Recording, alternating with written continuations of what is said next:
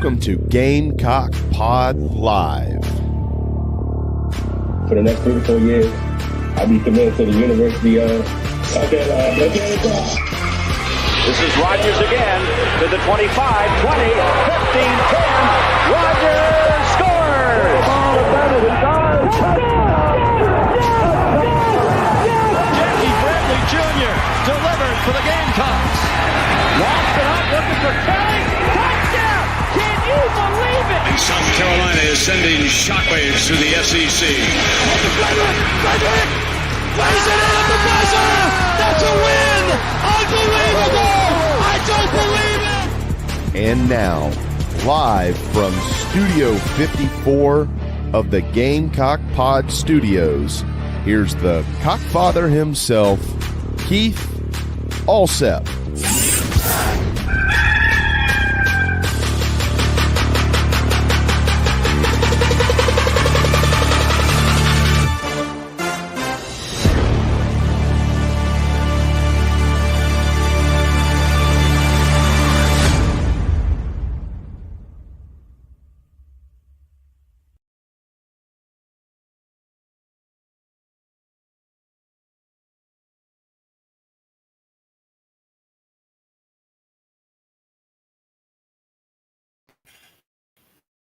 Welcome into Gamecock Pod Live for November the 14th, episode number 1627. We had a little gremlins off the open that has been plaguing me the last couple of days, but nonetheless, we are in and ready to rock and roll. We've got a great show on tap for you today. In just a few minutes, we will be joined by Jack Veltri from Gamecock Central, and then Hale McGranahan will bring us up to speed on all the latest in Gamecock football recruiting, with a big weekend on tap for the Missouri game. So let's jump right into our Nana's Porch news, notes, and highlights, brought to you by the award-winning full-service catering company servicing the greater Charlotte area. Nana's Porch, your go-to for all your catering needs, whether it's a banquet, a wedding, a corporate event, or the big backyard bash with the whole hog barbecue. Nana's Porch has got you covered. So go to the website, nanasporch.com, NANASPORCH.com. Get in touch with my good friend Chris Payne. Get on the calendar, and while you're there, you can order and have it shipped directly to your doorstep. Nana's Porch award-winning pimento cheese, both the smoky jalapeno and the great regular flavor. You're 2 clicks away. Go to the home page, Nana's Porch, click on pimento cheese. It will take you to a hyperlink where you can order.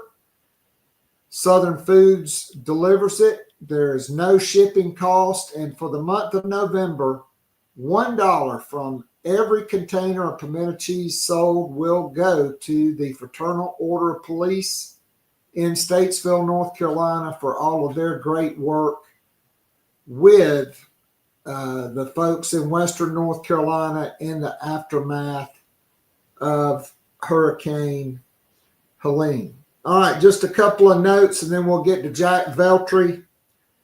The initial availability report came out last night for the Gamecocks.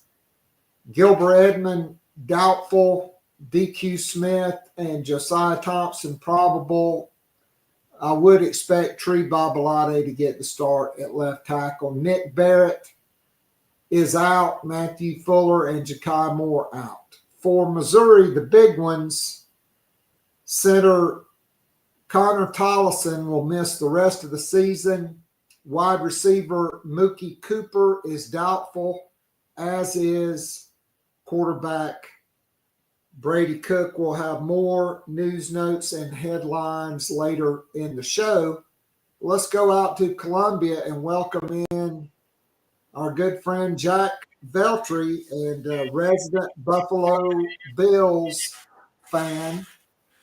I was listening to Colin Cowherd yesterday. He had the Bills as one of 3 favorites to make the Super Bowls. You got to be happy about that. Yeah, I definitely am. They're playing like a good team right now, Keith, and we'll see what happens. Chiefs on Sunday at 4:30 should be a good one. So happy to be on the pod, and thanks for having me. Always a pleasure. So, Jack,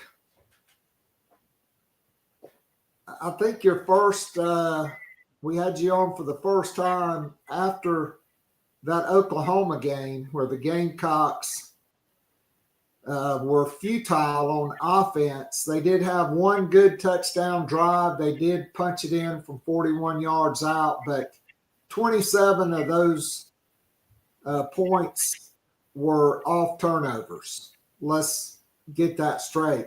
Then South Carolina went into bye week. Jack, what a turnaround. Since that second bye week, South Carolina's been on fire. The last 2 games, 530 yards of total offense, 450 yards versus Vanderbilt.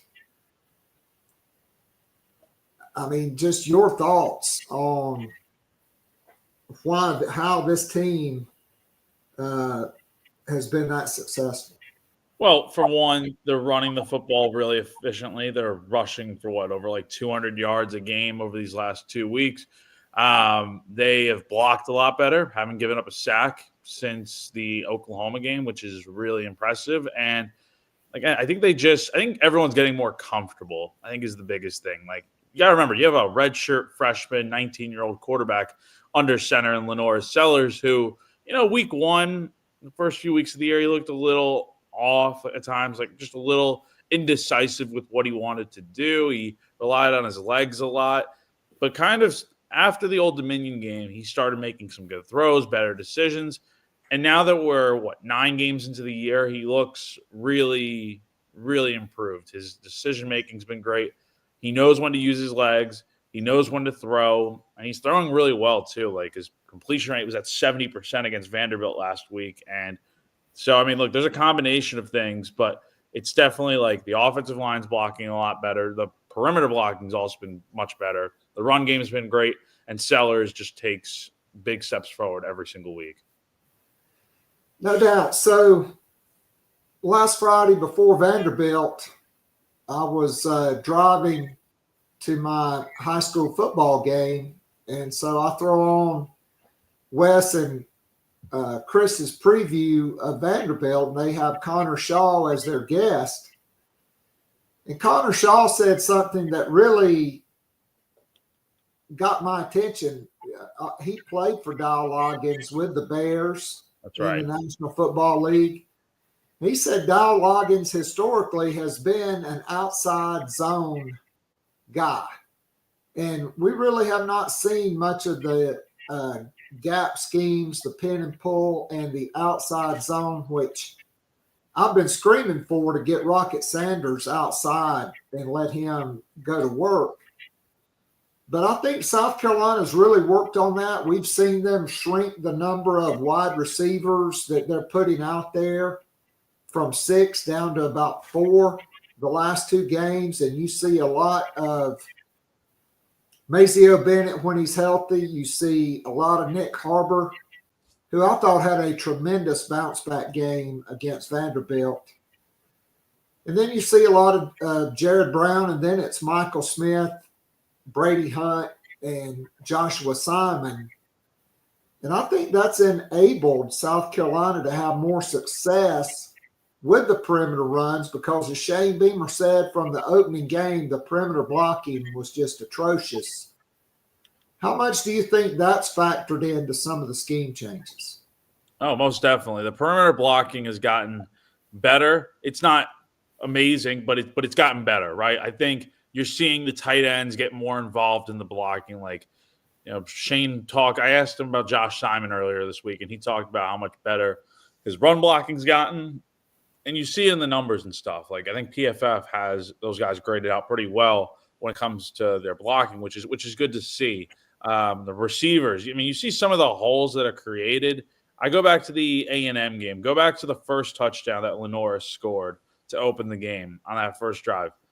The blocking on that play that he scored on was phenomenal. Like, you see the pin and pull and the receivers blocking their guys, and a giant gap is created for Sellers to run right through home free. So it's stuff like that that really makes a big difference. And like you said, Dow Loggins has been calling some pretty good stuff lately. I think he gets a lot of flack for the non-successes, I guess, that South Carolina, the shortcomings, I guess, that South Carolina had for some time this year. But I think that's also because, like I said before, this is a young offense, a lot of new guys in there. You're trying to get it all to come together, and it really has over these last 2 weeks, where the offense is just they're kind of scoring at will. Anytime they need to respond, they've done it. So you have to you have to tip your cap to Dow for really setting the tone with some great play calling, but also the players going out there and doing their job. I mean, Jack, I completely agree. That's probably about the first thing I said on my morning after pod on Sunday is Dow Loggins, these last 2 games, he has really been outstanding, dialing up plays, having counters off some of the base plays, and just keeping the defenses guessing. And I mean, it starts with up front, right? Like, no sacks allowed the last 2 weeks. But let's face it, Lenoris is putting on the Superman cape. More on that in a minute. But let's talk about the Rocket Sanders that we're seeing now. In the last 2 games, 414 yards, 5 touchdowns, 4 rushing, and 1 on the 43-yard screen pass. But we've seen more explosive plays from him. He had the 33-yard touchdown run. He had the touchdown run against A&M as well. Probably should only be 4 touchdowns because, let's be clear, Lenora Sellers scored on the Neo Matrix-like stretch after he got hit and the ball hits the pylon before his body hit the ground. Sanders goes in untouched from about the 6-inch line, but Rocket Sanders has really come alive after this second open day. Oh, for sure. He's been – I think part of it is – you mentioned the open date. I think part of it was – again, he wasn't on, like, availability reports or anything. But, I mean, it's fair to say that he's looked a lot healthier out there, right? I mean, he just looks like he's hit a different gear. He's been a lot more explosive. He's using that big physical frame that he has to his advantage. And he's making it really hard to tackle him. Now, the big thing I will say, he's averaging about 7.8 yards per carry over his last 2 games, which is, I mean, look, that Vanderbilt game was insane. 15 carries, 126 yards, 2 touchdowns on the ground, 8.4 yards per rush. And then he had the 43-yard catch for a touchdown, like you said, Keith. But, I mean, man, this dude, when he's clicking, it just makes the offense so much more dynamic, explosive, hard to stop. And this is what South Carolina brought him in for. They were not good in the run game last year. It made their offense so one-dimensional with Spencer Rattler, Xavier Leggett, guys like that, because you didn't have a good rushing attack. Now this year, it's Rocket Sanders, and that's most of this running game for sure. You also have to factor in what Sellers has done. He's been awesome in the run game. Oscar Attaway, I thought, did a lot of good things last week with some nice runs and short yardage situations and stuff. So, look, it's a combination of a lot of things in the run game, but there's no denying how good Rocket's been. And like I said, when he's clicking, it really does wonders for this offense. No doubt about it. He's been outstanding. Sellers, 482 yards, 4 touchdowns, no interceptions passing the last 2 weeks. To me, that's really been big. So let's talk about Nick Harbor for a second. I thought he looked lost against A&M, but he had 3 big catches in that Vanderbilt game, was outstanding in the run game, blocking. But just like Lenore Sellers on the sideline against Texas A&M, he kind of had, to quote Cam Smith, that drop your nuts moment when he trucked that guy for the first down, right? And the crowd went nuts. Lenore's teammates went nuts. Well, Saturday in Nashville, Harbor catches a little quick out short of the line to gain, breaks the tackle, and then another guy comes up, 2 guys to hit him, and he just lowers his head and just trucks both of those guys. It takes 3 guys to bring him down. I know Dow Loggins was very complimentary yesterday. Are we finally seeing Nicholas Harbor potentially coming into his own at South Carolina? Well, it's only one game. Let's keep that in mind, because you mentioned he didn't get a ton of action, a ton of the ball against A&M. And look, he's been pretty good this year, I thought, so far. Like, okay, the Alabama game was obviously supposed to be his coming out game. Then the next 2 games, he didn't really do much. Now, this past week against Vanderbilt, I think he had his best game of the year, where he led the team in receiving with 43 yards, the 4 catches. The one that you mentioned right before the Josh Simon touchdown, that 23-yard catch, was huge, and it set up the touchdown to follow. So Nick has definitely made strides this year. Dowell talked about it yesterday in his press conference, that last year was kind of like, Nick got thrown into the fire a little bit, and he kind of had to just go through it and learn. Now this year, you're starting to see him take steps forward. I definitely can see it.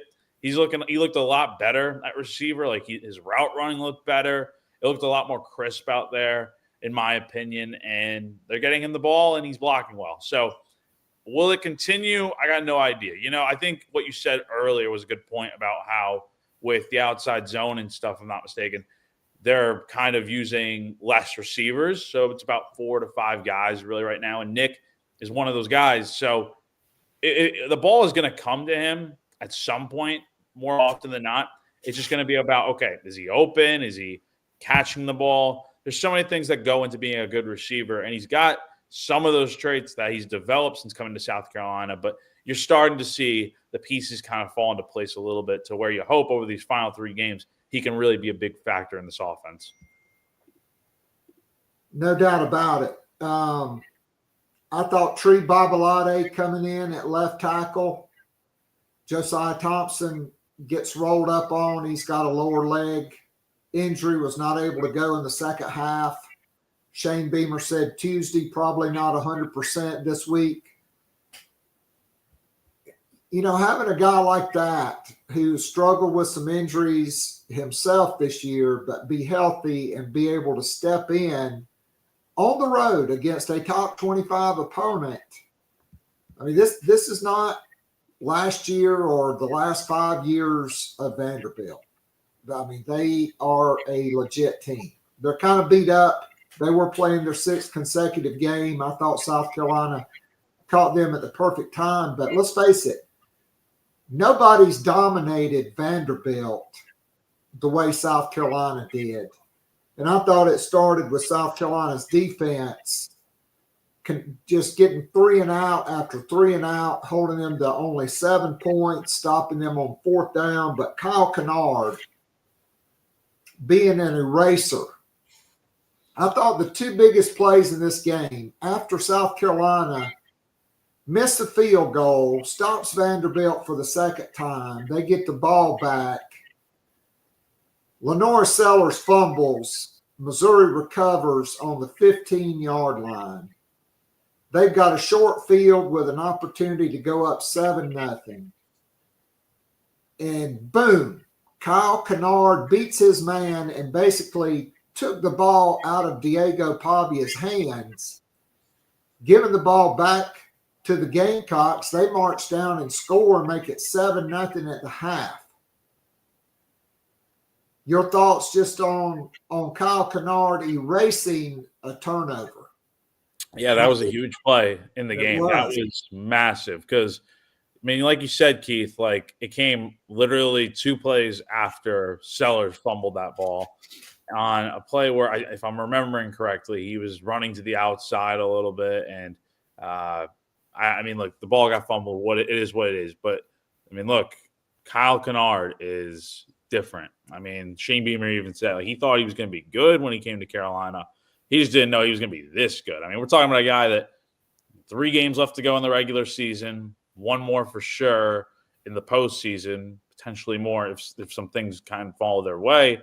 We're talking about a guy that, if things work out, he could probably break the single-season sack record for South Carolina Gamecock, which I don't know if many people had on their bingo cards at the beginning of the year. But the point is, that play, the strip sack, look, Vanderbilt has been so good this year. They take advantage of mistakes. And in a game like this, you knew mistakes were going to be pretty costly. They were going to come at a premium. Like, if you make a mistake, you're probably going to pay the price for it. Fortunately, South Carolina's defense had other things in mind. And a guy like Kyle Kennard to force that strip sack, get the ball back to South Carolina's offense. And it wasn't like South Carolina had a short field to play with offensively. Like, Vanderbilt was set up inside the 15-yard line, and it looks like they're going to go in and score. At worst, they get a field goal. But because of that strip sack, it changed the momentum, and then the offense drives down the field. And that's the big thing with this offense, Keith, is that in this game, they were able to go out there and just respond. Like, anytime you needed a touchdown drive from them or something, boom, they got it. Like, it was just really good to see them play complimentary football. And on the flip side, the defense did give up the 1 touchdown run to Pavia on that 3rd down. Pavia had some decent runs in this game to where it's like, oh, man, he's making some great plays. But overall, I thought South Carolina did a great job of containing the passing game and limiting what Pavia could do, because we know just how special of a player he has been for this Vanderbilt team. I mean, no doubt about it. You look at total offense, Vanderbilt held to 274 yards. On the touchdown, I saw that coming. They went empty. Carolina had nobody in the middle of the field, and Pavia just took off and went in the end zone. I thought Clayton White did a great job because they did spy him quite a good bit in that game. And after that one, even when they went empty, there was somebody in the middle of the field spying Diego Pavia. I thought that was really critical. Then, to me, right out of the half, South Carolina gets the ball, first play, bam. Joshua Simon, 20-yard reception to the 45. But holding on Kason Henry, takes the ball back to the 15, 1st and 20. Sellers goes back to pass, and a 320-pound defensive end defensive tackle has him wrapped up at the 3-yard line. It's getting ready to be like 2nd and 32, okay? 2nd and 32. That's what it would have been. He shakes out of it, rolls to the left, and just like he's tossing a dart, he throws the ball over 40 yards in the air to Jared Brown, all the way down to Missouri 33, and then the next play, bam, Rocket Sanders off the left side. Great blocks by Kamar Bell and Tree Babalade into the end zone, and it's 14-0. I mean, I thought that was really a backbreaker because that gave the Gamecocks cushion at 14-0. And even though Vandy did come back and score after that, South Carolina's defense just shut the door the rest of the game. That's something we call like a crowd silencer. Like, that's a momentum shifter for sure, because it's 7-0 South Carolina, but in the back of your mind, you're always like, okay, like Vanderbilt's got to score at some point. And if South Carolina went, let's say Sellers does get sacked, it's 2nd and forever, and they end up punting probably from like their own end zone there. Right, that's right. I have no doubt Vanderbilt probably goes down and scores right afterwards. Like that, it probably could have been a tie game, but instead, look, watching the play live and then watching the replay of it multiple times, I just don't know how Sellers was able to break out of that. Like, you're right, it's a huge defensive lineman that kind of blew past Kason Henry, and he's literally got him pulled down by his neck area. And I just don't know how he broke out of that, but he did. And at first, I thought he was going to, because Sellers rolled back out to the left afterwards, and I thought he was going to maybe take off and run. And looking back at it, he probably would have picked up maybe 5-6 yards, well short of the next first down marker because it was 1st and 20 at that point because of the holding penalty. But he has the awareness to see Jared Brown downfield and make he just lollipopped it up to him, and it was right there for him. And, I thought earlier in the game, there were some times where Sellers had guys open. He maybe just didn't see them, but I felt like his vision was struggling a little bit to connect with some guys that he had open early in the game. But you see him make a play like that. I think if this were game 1 of the year, you would see Sellers just try to take off, do it himself, and he would be well short of that first down. It would have been 2nd and long still. But now that we're in game 9 of the year and he's learned from these mistakes, he doesn't make the same mistake twice, as Dallaloggins has repeatedly said. He makes that throw downfield, and again, like you said, 2 plays later, Rocket Sanders runs into the end zone for a 33-yard touchdown. So major kudos to Sellers, because without that drive right there, it would be 7-0 still, and who knows what Vanderbilt does from there, considering they did score on the ensuing drive afterwards. All right, so South Carolina gets their 2nd-ranked win against Vanderbilt. Now they're getting ready to face their 3rd consecutive ranked opponent. Missouri has been doing it without Brady Cook. Now they're going to have to do it without their starting center and potentially Mookie Cooper, who is one of their key wide receivers. Yep. South Carolina ranked number 21 in the college football rankings. Missouri number 23. So this will be another top 25 matchup. And South Carolina has lost 5 straight to Missouri. The last time the Gamecocks beat Missouri, 2018 in the Skarnecki game and the Kyle Markway game, who was from Missouri. And so my friend J.C. Sherbert from the Big Spur, he's got the key stat, and Shane Beamer mentioned that they've just gotten their butts whipped up front against Missouri the 3 years he's faced them. South Carolina's never defeated Eli Drinkwitz as a head coach. He beat them without State in the 2019. So going back, the rushing stats, 2019, Missouri, 194 yards rushing, South Carolina, 16, Missouri, 34-14. 2020, closer. That was the pandemic game. Missouri won 17-10, 114-98. But then Shane Beamer's first year in a game, South Carolina was getting blown out and then made a late comeback, but couldn't get Missouri off the field. Missouri, 258 yards rushing. South Carolina, just 57. Missouri won that game 31-28.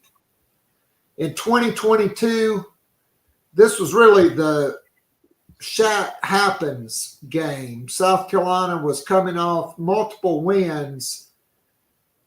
Missouri 143 yards rushing, South Carolina 32. Missouri won that game in Williams-Brice 23-10. And then last year, South Carolina, no touchdowns. Missouri won 34-12. Missouri had 220 yards rushing. South Carolina just 69 yards rushing. But, Jack, they're facing a different defense this year than at any point since the Steve Spurrier era. Yeah, no, definitely. Like, there are 2 main differences I like to talk about here. So you mentioned line of scrimmage and how much different that battle is. I think it's different on both ends. Defensively, South Carolina's defense, one of the best in the country, if not the best. And look, Missouri, I don't think they've faced really well.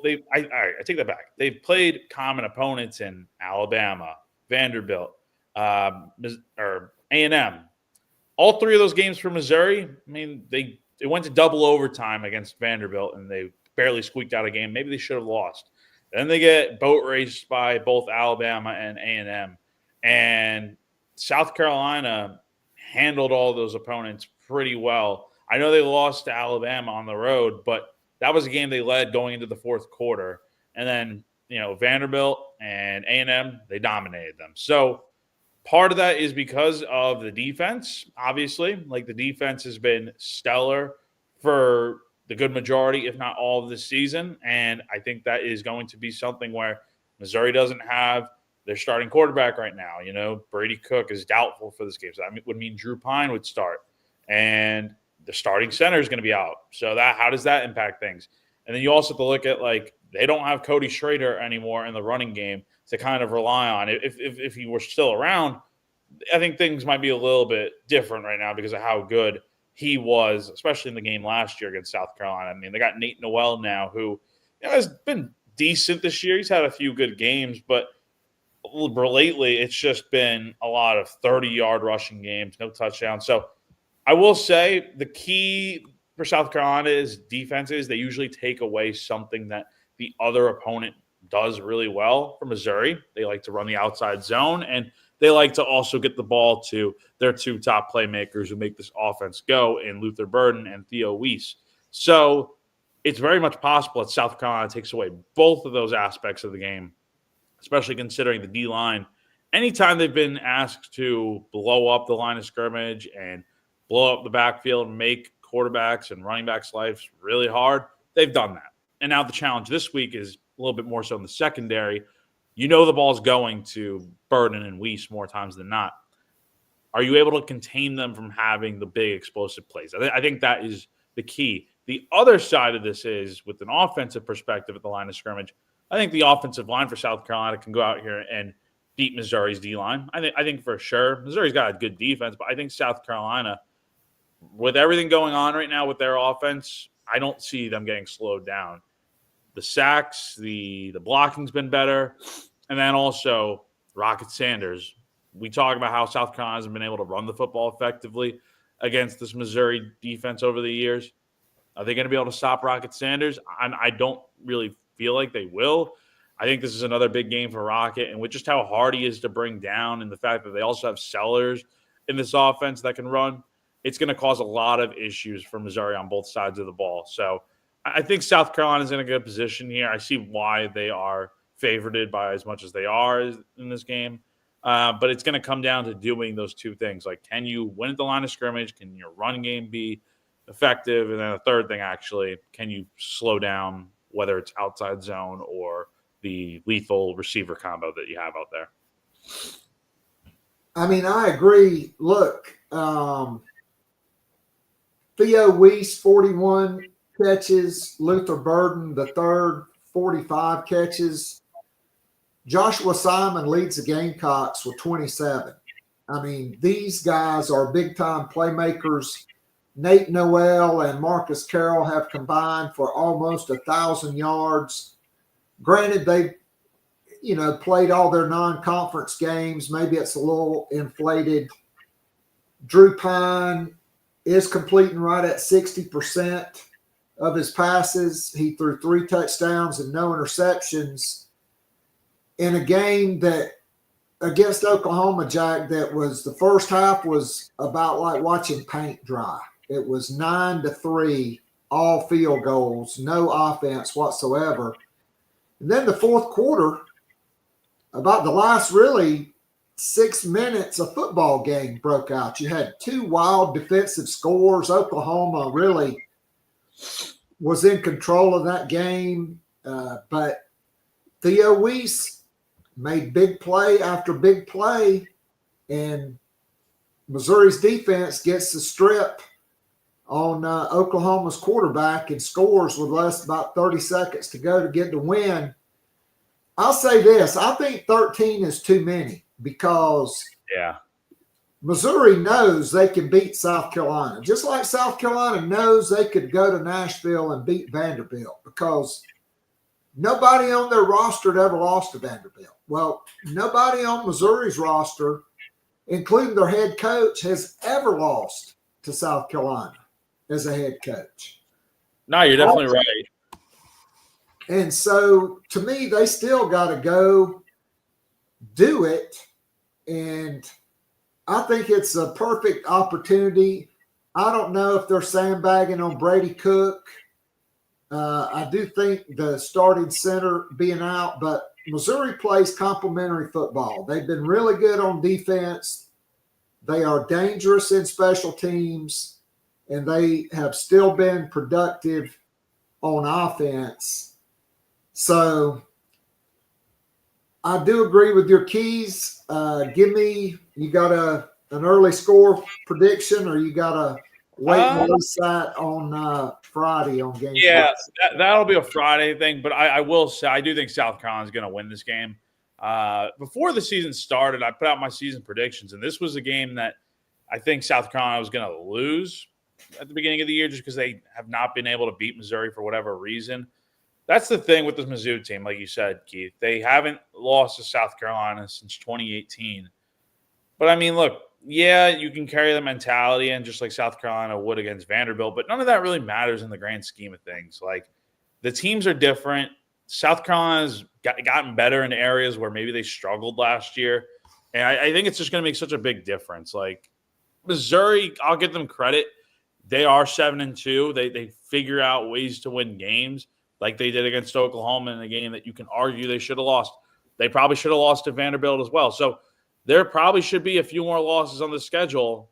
Nevertheless, there aren't. So this is still a team that's, as Drinkwitz said, they're in the playoff hunt. They're right in there. Mathematically, I guess they are. I don't feel like they're going to be in the playoff by season's end, even with 2 losses. But, I mean, look, this is going to be a tough game, though, for Missouri. It's different. Like, South Carolina is about as good as it's been heading into this matchup in what feels like forever. Like, I know the last time they played in Columbia, South Carolina, both teams were ranked, and South Carolina just gotten into the top 25 and then went out there and laid an egg at home. The difference is I just feel like people's expectations are a lot different with the South Carolina team. They are playing at an elite rate right now.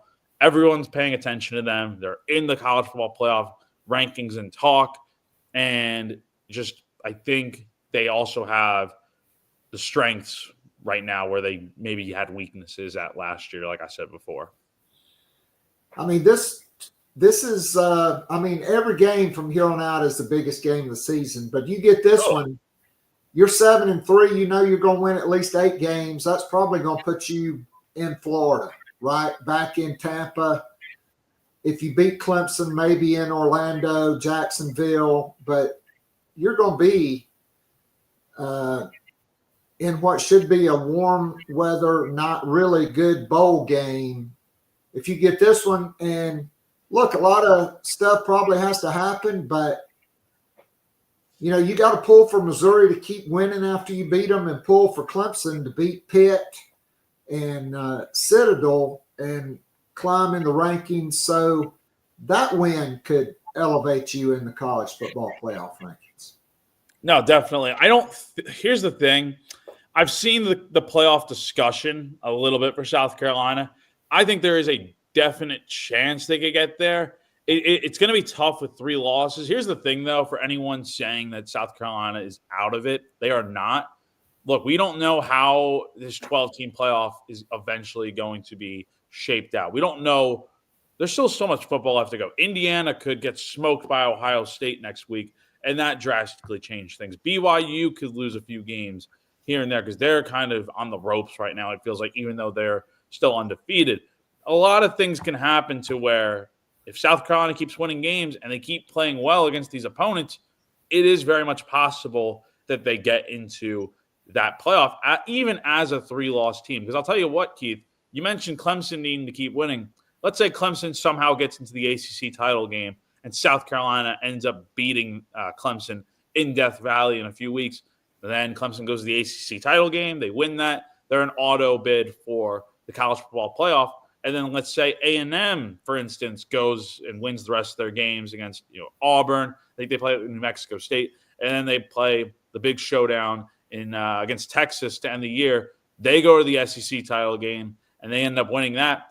That's 2 playoff teams, not just playoff teams, but 2 conference champs that South Carolina would have beaten during the regular season. And I think that really stands out above. Like, I don't know how many other teams can say that they would have, beaten, hypothetically speaking, two playoff teams that won their conference titles. So, look, a lot's got to happen. More teams have to lose. I think South Carolina, had they not lost one of those two games to LSU and Alabama, they're probably inside the top 15 right now and right on the outside looking in. Probably like where like Georgia, teams like that are.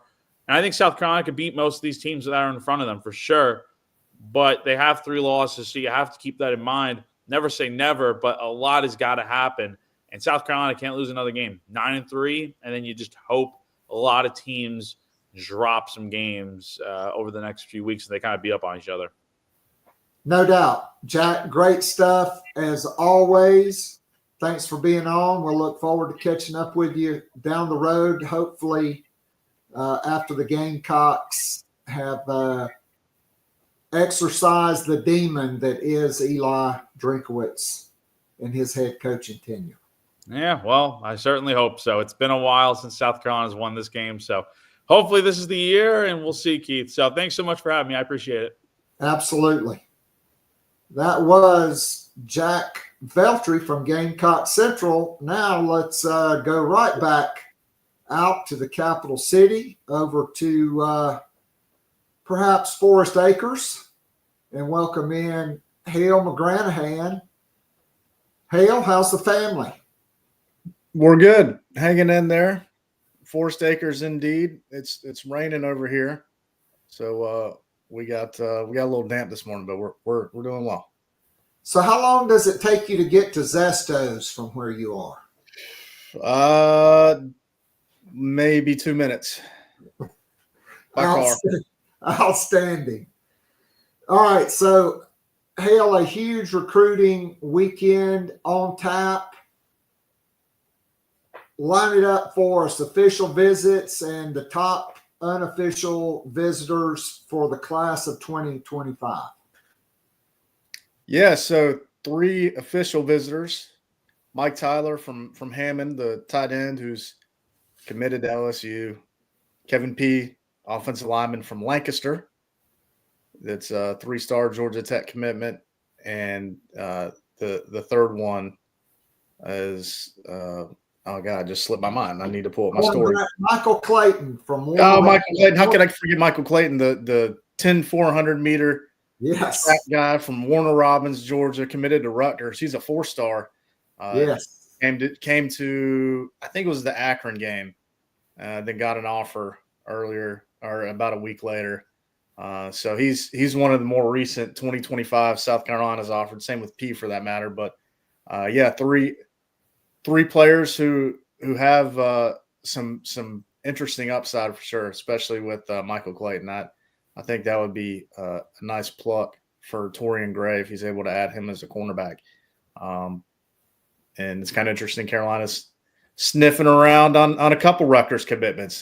Greg Schiano, say what you want about the guy, but he's pretty good at evaluating players and getting them up there to Rutgers. So, yeah, it's those 3 official visitors for South Carolina. Steve Miller, the DB from Greene County, Georgia, Greensboro, Georgia, which is right around the way, a little closer to I-20 than Eatonton, Georgia, where Jalen and Gerald Kilgore are from. But Steve Miller from a little west of Columbia, he was supposed to be in this coming up weekend, but he had to move his official visit back to next weekend for the Wofford game, because he and Kevin Wynn have their own game. Georgia high school playoffs start this week, and they're playing on Saturday. So Miller moved his visit back to next week. So those are the 3 officials, and the big unofficial. I mean, there are several. I just published a story on the big Spur with a lot of names, but the big one.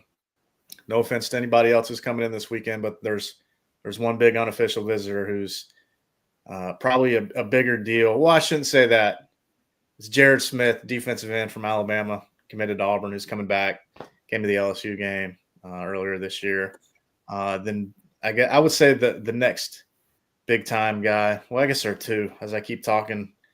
Demola Ajadon, offensive lineman from Duluth, Georgia, committed to Georgia Tech. Been in, I think this will be his 4th game at Carolina.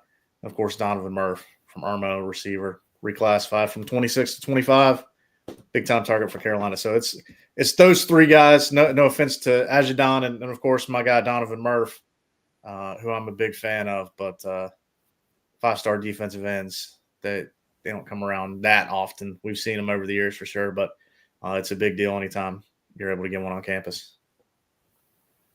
So no doubt about it. And I see AJ Brand is also coming in.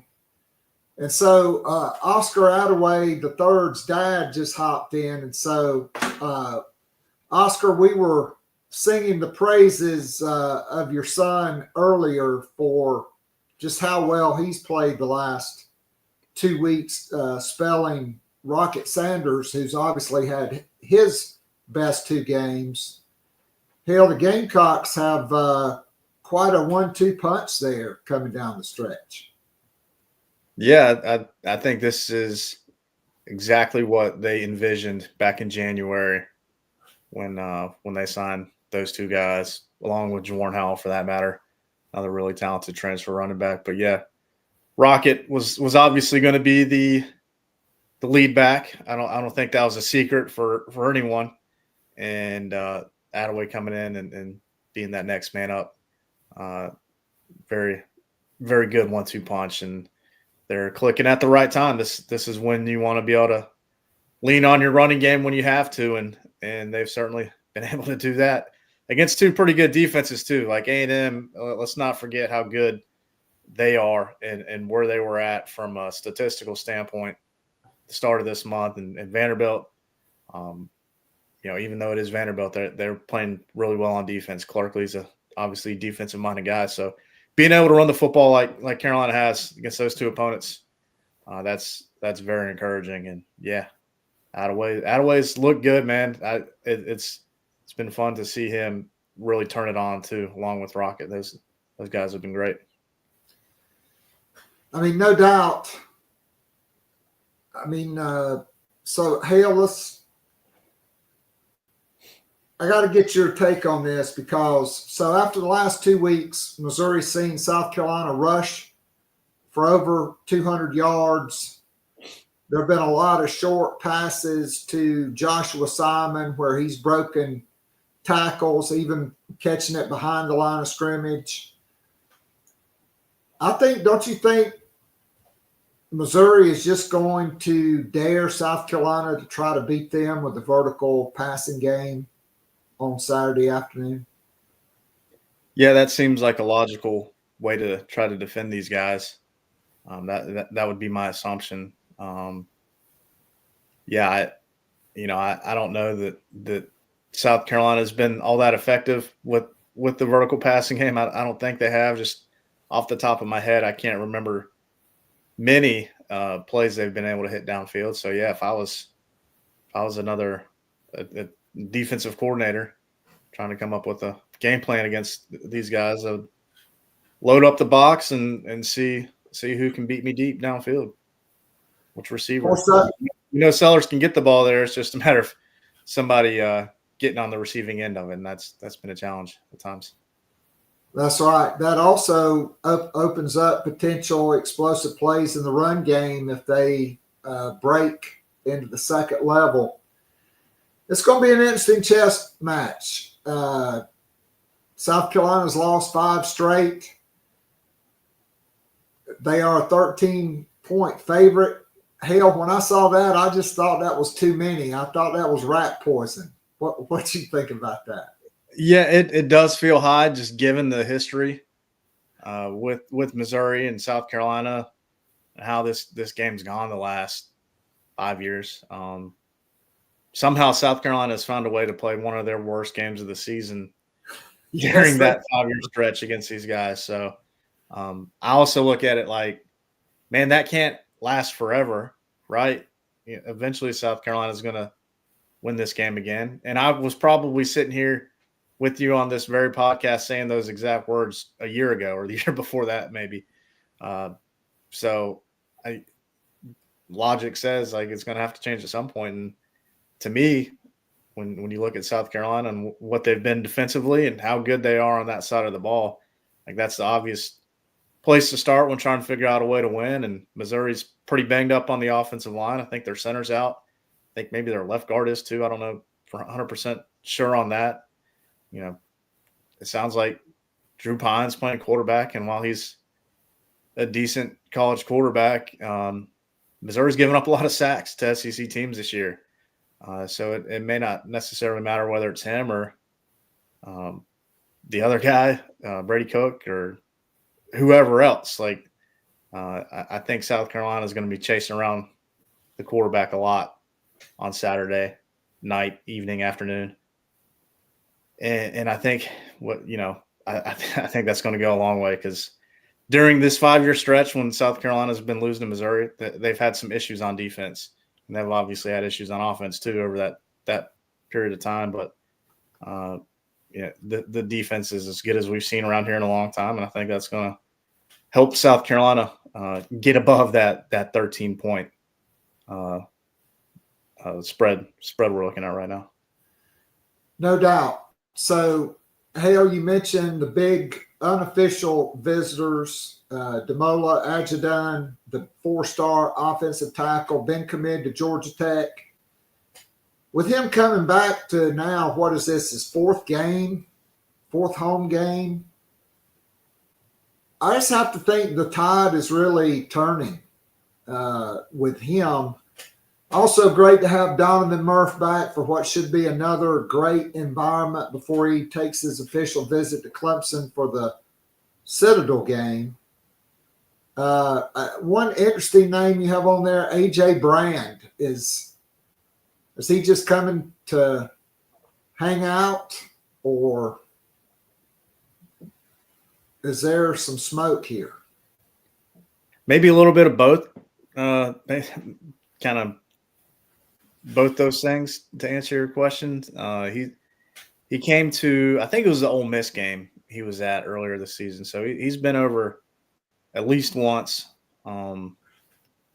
Whether or not there's some smoke, I guess that depends on the position and how they're recruiting him. But I think there's maybe South Carolina's a little more open to the idea of him playing quarterback. We'll see. I don't know if there's anything officially on the table that way, but here we are less than a month before signing day, and he's taking a visit. So I don't care who you are, who you're committed to, and where you're visiting. If you're visiting this close to signing day, then clearly there's something going on. We'll have to just see how it plays out. I think some of it might just kind of be tied to if Brand is indeed a possibility at quarterback, is what South Carolina is expecting to need to replace at that position heading into next offseason. So I think it's kind of to be determined on all fronts right now with him, but that's certainly something to monitor. So, Hale, I'm just plucking this one out of left field, and you may say, what the fire truck are you thinking? But could A.J. Brand be an SEC running back? I mean, South Carolina has no running backs committed in this class. I know initially they were recruiting him for defense because he's a great athlete. He's a dual threat quarterback. Could he be an SEC running back? That's a good question. I think it's I think he's got the right type of body.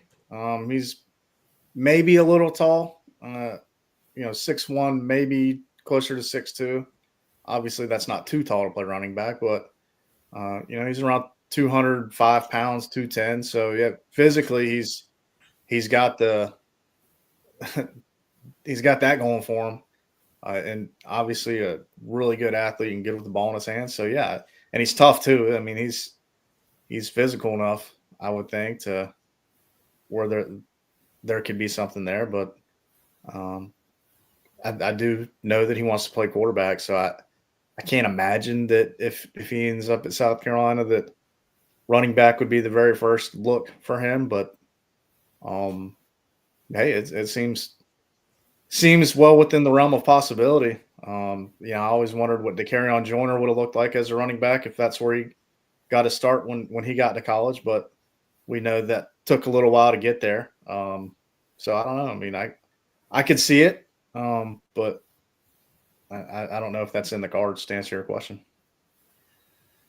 All right, so let's talk other flip candidates. So next weekend, South Carolina will host at least 2 official visitors, one uncommitted. That's Covington, Georgia defensive tackle Christian Ingram, 6'6", 290. And then the Steve Miller Band hopefully makes their way. Not just Steve Miller, but the band. I'm talking about Kevin Wynn, who's big enough to, be a band, 6'2", 320. Those guys, I mean, how are you approaching these 2 guys? Miller's committed to Southern Cal, Wynn, Florida State. I think we all agree Wynn is not going to Florida State. Other than South Carolina, who do you think is really the biggest threat to the Gamecocks here? For Wynn, I would say Texas is in the mix. Southern Cal is in the mix, but just the assumption on my part is that Georgia would be the biggest threat because he is from right around the corner from Athens, obviously. Then, Texas, Southern Cal are really far away from home, and he's already been committed to one place that's really far from home, and it looks like he's not going to end up there. So, I don't know. I guess you could kind of slice that both ways, but I would say Georgia. Then as far as Christian Ingram, I guess maybe Kentucky. Vanderbilt's gotten him in for an official visit. I think Michigan as well. I don't know where he stands, as of this moment, but you would think that South Carolina, that's when they could win.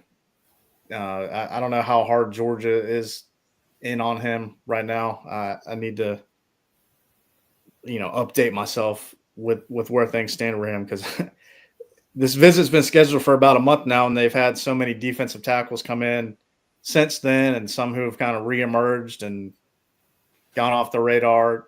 So a lot of moving parts, obviously. So I need to refamiliarize myself, like I said, but it certainly seems like that's a battle that South Carolina could win, given who else is kind of involved with him right now.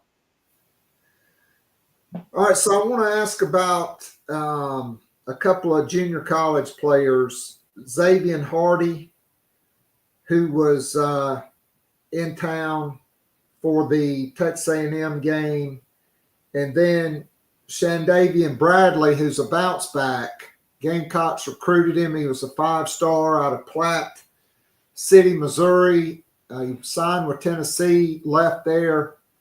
He's in junior college now. I think he visited Oklahoma State over the weekend. He's got a visit coming up to Kansas. And since he's at a Kansas junior college, he's probably got to take that visit.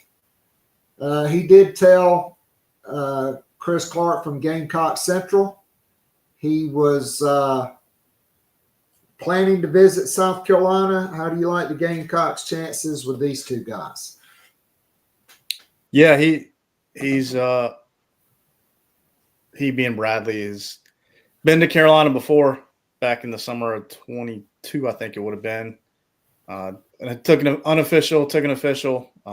He's told me that he's looking to get back for an official. So we'll see what that looks like when it is. Obviously, with less than a month before signing day, I think folks are going to have to get creative with how that goes. Like, it could be something where it's not on a weekend. Maybe it comes in during the week, just given how his schedule was set up in South Carolina's as well. So, yeah, we'll see how that takes shape. Hardy, I think Carolina's got a real good shot to get him. Committed to Mississippi State, obviously. He took an official visit to Florida, but I don't think that there's too much happening there. So, yeah, I think Carolina could be in a good position for both those guys. Just need to see kind of how it goes with Bradley if something gets scheduled. But even if he, for some reason, doesn't get in for a visit, he's certainly familiar with this place and knows the coaches. Sterling Lucas was all over him when he was coming out of high school and was real close to committing to Carolina before he jumped on board with the Vols. So definitely two names that I think Carolina's got a good shot with. So out of all the rest of the defensive tackles, which is obviously one of the biggest needs in the class before you even get to the transfer portal, Kelton McHale it seems set to make an announcement now. He's visiting Kansas State and Tennessee before he announces. I mean, do you think it's Braxton Kyle and Seven Cloud? Do you think those are kind of the other two guys South Carolina's really focused on outside of the ones we've already mentioned, which would be Kevin Wynn, Xavier Hardy, and Christian Ingram? Yeah, that seems that way to me, Keith. I know Braxton Kyle is looking to maybe get back in. He came to I guess it was the A&M game a couple weeks ago. That was his first visit, I believe, to Carolina. Certainly the first one since he got offered in August. Again, committed to Rutgers, so interesting little development there.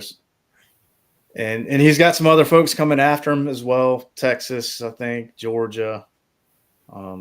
So sort of some other factors in play there with who else is recruiting him. And from a timing standpoint, there's not a lot left before signing day. And, the early signing period starts, I think, December the 4th. And there are no opportunities to visit during the month of December before signing day. So basically Carolina's got 2 weeks to get some of these guys back. So I say that to say Seven Cloud, who's a junior college guy, he's from the Atlanta area as well. He's never visited South Carolina at any point, even when he was in high school. So with him, that you definitely got to see if and when he gets in for an official visit, I would think. And if memory serves, just thinking back to when I looked at his season schedule, the games he's got left are on Saturdays, so that might make things challenging as well, sort of like Sean Davey and Bradley and the logistical variables that are in play there. So yeah. Didn't one of those guys make like a Sunday, Monday official visit? Yeah, so Bradley was at Oklahoma State on a Sunday, Monday here this week, I believe it was. He's going to Kansas this weekend. But yeah, so that's why earlier when I was saying you might need to try to get creative with the timing of when a guy comes in. That's sort of what I was alluding to was Bradley going to Oklahoma State on a Sunday and a Monday. Yeah, I mean, to me, I think there could be advantages to that. He could see a Sunday night practice, bring him in. Right. Then Monday's an off day. He could meet with the academic people. The staff would have a chance to spend time with him, and then maybe he could go watch a Tuesday morning practice before he flies back out. Obviously, you don't get the game atmosphere, but in the past, South Carolina has hosted a lot of guys in December leading up to the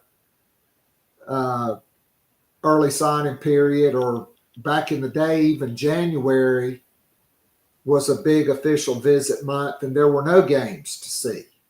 So yeah, I mean, it's a lot like we've seen here recently with transfer guys when they're visiting in, whether it's December or January, coming in on like a Tuesday and doing a little one day visit, and there is no football going on. So yeah, I think maybe from that standpoint, there's a little more willingness, I guess you could say, on college coaching staff's parts to say, all right, let's bring in a guy on a Sunday and a Monday and not get too worried about whether or not he's getting to see what this place is like for a game. All right, so of the uncommitted guys, I'm going to say South Carolina is a heavy favorite for Donovan Murph. Would you agree with that? Yeah, I would. All right, so out of the flip candidates, Jared Smith, Steve Miller, Kevin Wynn, the 3 Georgia Tech offensive linemen, and the 2 Rutgers guys. Obviously, I would, you'd have to say the DB visiting this weekend, Michael Clayton, because he is coming on an official visit. Mm-hmm. How would you classify some of those guys? Who do you think are the top South Carolina has the best chance with out of all those guys? I would say Kevin P's probably at the top that way. In-state guy. That seems kind of like a no-brainer to me. Steve Miller seems really fired up about having the offer. And like I said a little while ago, him knowing the Kilgore brothers is a good thing. He's friends with those guys, and that helps. And proximity is obviously way in favor of South Carolina over Southern Cal. Michael Clayton, that's another one that seemed sort of like Kevin P from a logical standpoint of, hey, is South Carolina probably going to beat Rutgers or Georgia Tech for a recruit who's from this part of the country? Like, yeah, probably should win most of those. Kevin Wynn, I don't know. I don't know how to handicap that one. That one's tough because he's obviously much more highly sought after than those other guys, quite frankly. Even Steve Miller, his teammate. Jared Smith, sort of the same deal. But you have the factor of like him being from Alabama and being committed to Auburn and all that comes with that. Plus, Ole Miss is pretty serious after him. I don't know how heavy Georgia is in on him, but there are some other folks in play. I don't want people to forget that quite yet.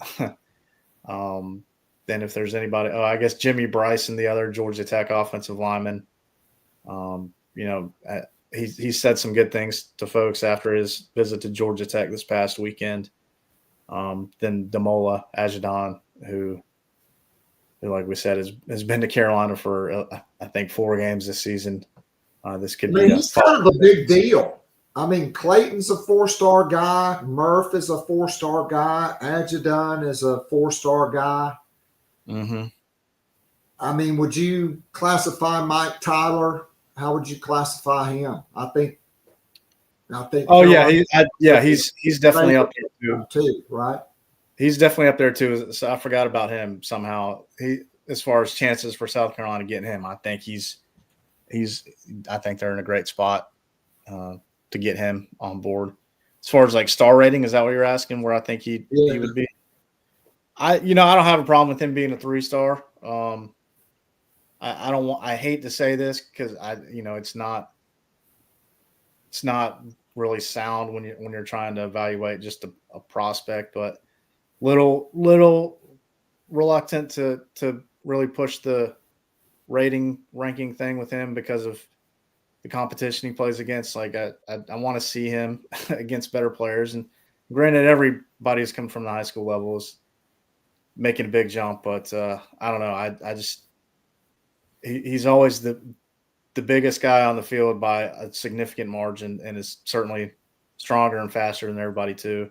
And he dominates. Like, don't get me wrong. Like he really pushes people around, and he's running away from guys, and he looks like just a totally different type of player on the field with how he produces and all that. Like you see all the things you would expect to see, but I'm just a little leery. But I do think he's really good and has a good skill set after the catch type of guy, a willing blocker, and as a tight end. At the very least, you want to see on high school tape guys who like want to try to block, and he definitely tries to block, and he beats the hell out of those little skis of guys he's going against for sure. But I got to see him doing it against somebody who's as big or bigger and stronger and all that than he is. So I don't have to answer your question again. I don't have a problem with him being a 3-star right now. Yeah, I mean, me either. To me, he's a high upside guy. You see the athleticism, the size, the growth potential, but also you see the level of competition as well. Yeah, I mean, so even if he was playing at like Dutch Fork, like there would still be him going against some guys where it's like, all right, we're going to have to really need to see this at the next level. Just, I don't know, to me, trying to evaluate a tight end and like getting really – it's easy to get really excited about a tight end in high school when he's just a bigger, freakier athlete than everybody and can run past, jump over, run through them, make a miss. It's a whole different ballgame with those guys when they get to the college level. No doubt. Hale, great stuff. Before we let you go, give us your 2 or 3 keys for South Carolina ending the misery against Mizzou on Saturday. Yeah. You'd say this any week, but I think it really applies to Missouri and Eli Drinkwitz just because he's a good play caller and he's a sneaky SOB when it comes to dialing stuff up. But third down, what are you able to do on third down? And what makes it really tough to me is it might be 3rd and 9 and he's handing the ball off because he feels like he can catch you trying to sit back and play coverage, or if he tries to, or if you try to heat up the quarterback and blitz him, he's hits somebody on a creative little screen pass or what have you. So he's really frustrating, I would think, if you're a defensive coordinator, frustrating to try to prepare for because on third down he could mix it up and does a good job of keeping you off balance. And if memory serves like that, he's been kind of maddening that way. If you're Carolina and playing against him, whether he was at App State back in whatever year that was, 18 or 17, whenever they lost to him, I guess it would have been maybe 19, whatever the case may be. He's tricky. So that's my first key, and just got to be able to keep running the football like you have been. If you can do that and kind of pound them into submission, so to speak. I mean, Shane Beamer said earlier this week that Missouri's been a physical team to play against over the years, and I would think that if you're South Carolina, if you've rushed for 500 yards the last 2 weeks, that you want to keep that identity kind of rolling. So those to me are the keys. Try to limit the frustrating third down conversions when you're on defense and just keep running that thing with Rocket and Oscar Attaway and Lenoris and anyone else who might get involved in some way, shape, or form in the run game. No doubt. Hale, great stuff. Can't thank you enough as always, and we'll be looking forward to following along on your reports on Saturday and then in the days after this game, another huge opportunity in recruiting for South Carolina this weekend. Be well, my friend, and we'll look forward to catching up with you down the road. Yes, sir, Keith. Always a good time. Thank you. Absolutely. All right, that was Hale McGranahan. And so Missouri on the season converting on 48% of third down conversions. I would say that I think they played like Buffalo, UMass. They did play Boston College non-con, and then somebody else that was just not very good. Murray State, Buffalo, Boston College, and UMass. That's their non-con. The rest of the way they got at Mississippi State and at Arkansas at home to end the season. So let me give you some more news notes and headlines. Kyle Kennard a huge reason for South Carolina's success on defense. Mentioned how he was the eraser in that Vanderbilt game, erasing South Carolina's only turnover by he basically beat Diego Pavia to the pocket, took the ball right out of his hand, whipped their left tackle. He is been named a semifinalist for the Walter Camp National Player of the Year, a semifinalist. Also a semifinalist for the Lombardi and Benderek Awards. South Carolina's women's soccer under head coach Shelley Smith making the postseason for the 12th consecutive year. They're the runners-up in the SEC tournament, losing 1-0 to Texas. They will open play in the NCAA tournament, hosting East Carolina on Friday. Gamecock men's basketball beat Towson State 80-54. Kylan Murray Boyles leading all scorers, 27 points on 9 of 12 from the field, 9 of 10 from the free throw line, 1 rebound away from a double-double with 9 rebounds. Nick Pringle had his best game in a Gamecock uniform with 15 points, 6 of 8 from the field, 3 of 4 from the free throw line, which is quite a change for him. He also had 9 rebounds and a block shot in that game. Jacoby Wright continues to flourish in the starting lineup as a 2-guard with 16 points, 5 of 11, 3 of 4 from the free throw line, and 3 of 7 from downtown. Those were the guys in double figures. CMB, Jacoby Wright, and Nick Pringle. South Carolina's women, 2-0. They will raise their 3rd national championship banner tonight against Coppin State in their home opener. South Carolina will also have their full roster available for the first time this year. Ashlyn Watkins missed the first game. Chloe Kitts missed the game against number 9 NC State. Gamecocks are 2-0, both wins on a neutral site over Michigan in Las Vegas. And then a 14-point win over number 9 NC State, where the Gamecocks led by as many as 20. That's at 7 o'clock tonight. That'll be streaming on SEC Plus and the ESPN app. So some more Missouri stats here. They average 28 points per game. They allow 18.4 points per game.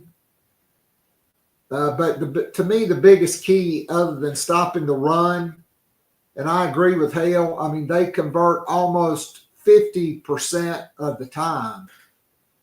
They convert every time. It's kind of like Sex Panther. But 60% of the time, it works every time. I know it doesn't make sense. Gamecocks losers of 5 straight to Missouri. A big opportunity to get their 3rd ranked win in a row. That would make history for South Carolina. Not even Steve Spurrier did that, beating 3 consecutive top 25 opponents.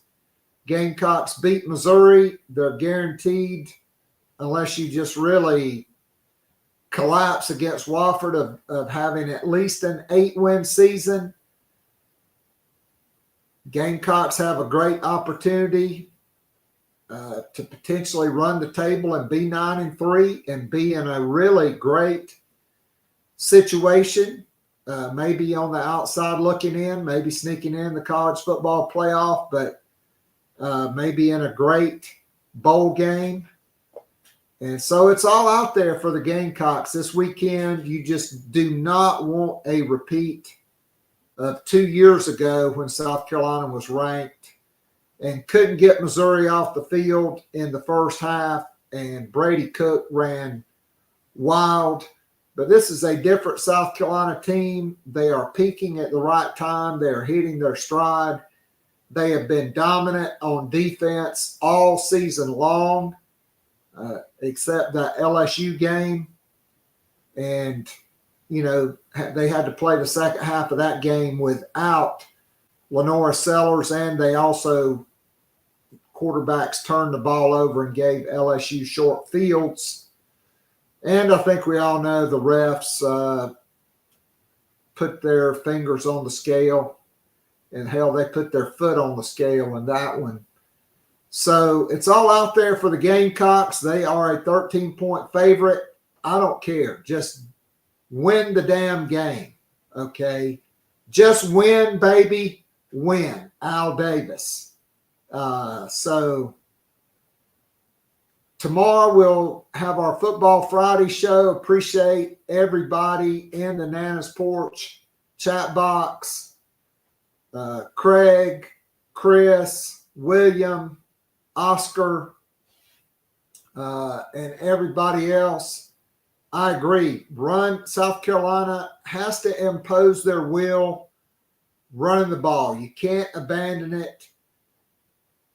I would look for Jared Brown in the jet sweep game. We've not seen that. He's healthy. Mazio Bennett will be healthy. Nick Harbor's hitting his stride. Vandrevis Jacobs, Michael Smith, I think needs to be a factor in the passing game. And then Lenora Sellers. Can South Carolina's offensive line keep it up? And can he keep breaking out the cape, stepping out of the phone booth as Superman from the pocket? So it's all out there. I'll be back tomorrow to wrap the week. We'll be back on Sunday with the morning after for all our VIP patrons. Special thanks to Jack Veltri and Hale McGranahan and all of you. Have a great weekend. Go Gamecocks. And that's going to be a wrap for me on Gamecock Pod Live for November the 14th, episode number 1627. Go Cox. I'm out of here.